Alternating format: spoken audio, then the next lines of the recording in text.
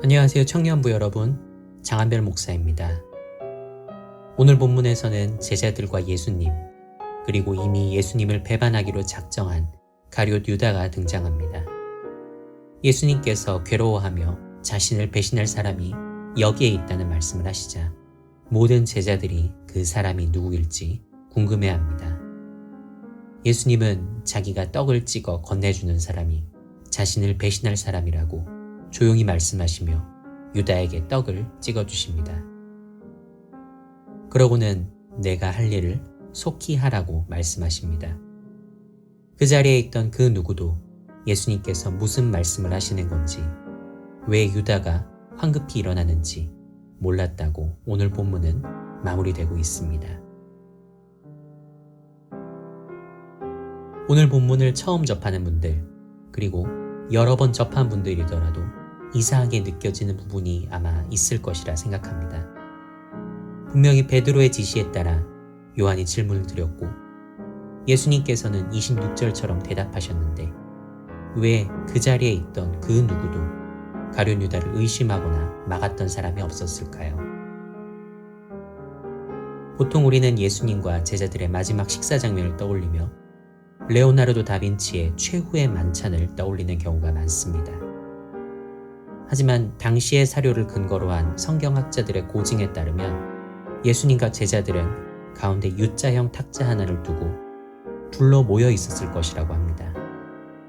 정황상 베드로는 아마 예수님께 개인적인 질문을 던지기 힘든 멀리 떨어진 어디쯤에 있었을 것이고, 요한과 가룟 유다가 예수님의 양옆에 있었을 것입니다. 베드로는 예수님 가까이에 앉은 요한에게 고갯짓으로 신호를 보냈고, 그 신호를 받은 요한은 예수님의 품에 기대어 은밀히 여쭈었을 것입니다. 배신자가 누구냐고. 예수님 역시 요한에게 들릴 정도로만 26절처럼 대답하신 것으로 보입니다. 그리고는 자연스럽게 빵 조각을 식사에 곁들여 나온 일종의 스튜에 적셔 바로 옆에 있던 가룟 유다에게 건네주셨을 것입니다. 그것은 자연스러운 호의의 표현이자 존중의 표현이었기 때문에 직접 대답을 들었던 요한 외에는 그 누구도 그것을 이상하게 여기지 못했을 것입니다.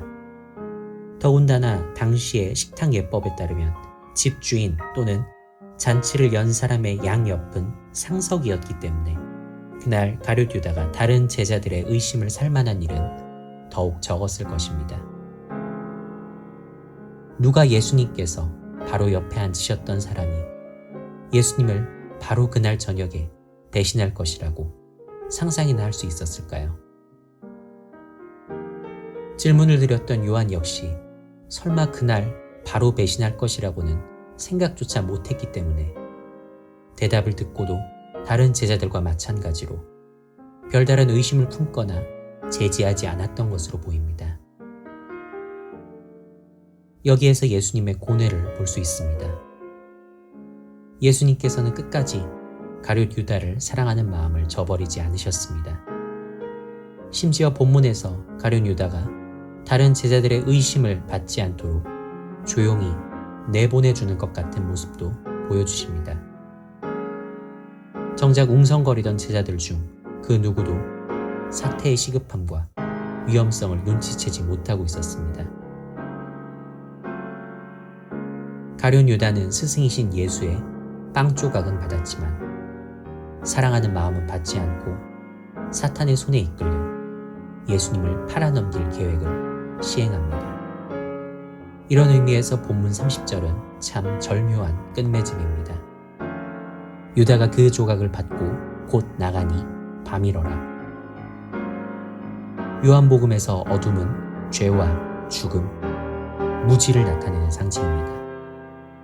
밤은 실제 시간을 나타내는 표현이기도 하지만 어둠이라는 상징의 연장선에 있는 표현이기도 합니다. 하지만 그날 가룟 유다만 밤에 삼켜진 것이 아닙니다.